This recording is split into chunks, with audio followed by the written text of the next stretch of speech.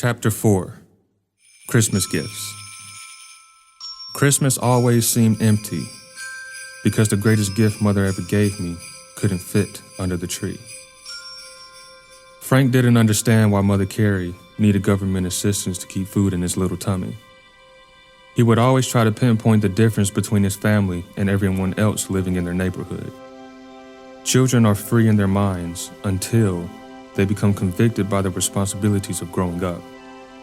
All a child may focus on is food, fun, what they like to do, and what their parents direct them to do until they get to this point. Happiness is a child's first priority, and keeping their light as bright as possible can sometimes blind them when looking at their parents.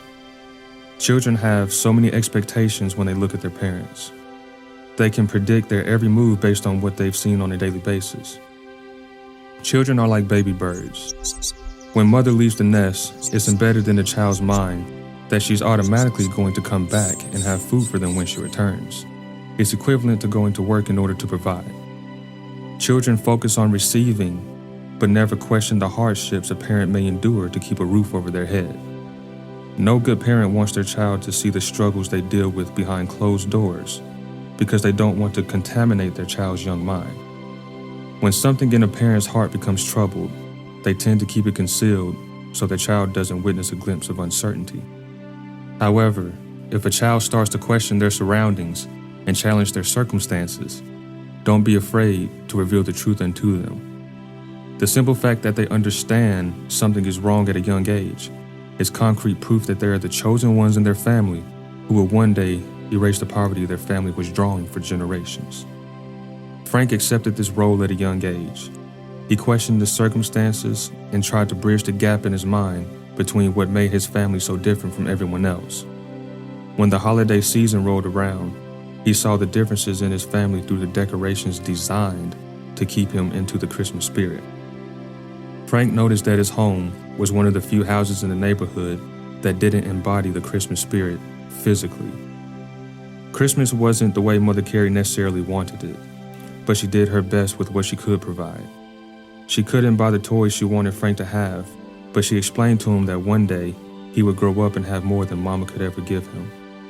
Frank's mind had no concept of the world of Christmas on an average child's level.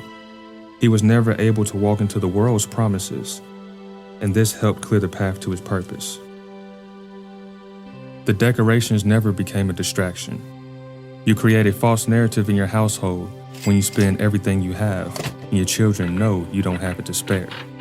We're rushing to tell our children a lie. Now, our children think there's substance in their lives built with a pile of materialistic things. If you spend every dead president in your pocket on Christmas gifts, not only will your wallet be empty, you will be empty, and your children will be empty as well. They just aren't saying it because they're too naive to know how empty materialistic things actually are. People go nuts every holiday season, but when you pile gifts under the Christmas tree, generational gifts are being stolen from your legacy tree. When your children are generationally fulfilled, Christmas gifts become empty boxes. The real excitement is born when they have something they can look forward to. This is a gift that every generation has the opportunity to unwrap.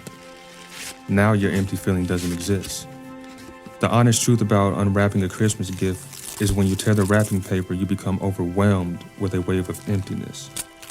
The shift in reality that causes this wave of emptiness is due to the fact that there was no truth in life transitioned from those physical gifts. Mother Carrie's home wasn't glowing in Christmas lights like the bright star in the distance, and an inflatable Santa Claus wasn't smiling in her front yard.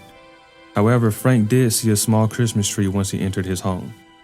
Although they couldn't celebrate Christmas the traditional way, it never stopped Mother Carrie from having a servant mentality because the gift of giving was her forte. Although they didn't have much to spare, Mother Carrie was selfless and still blessed others in need with every opportunity she stumbled across. Her servitude came into play after Frank was born.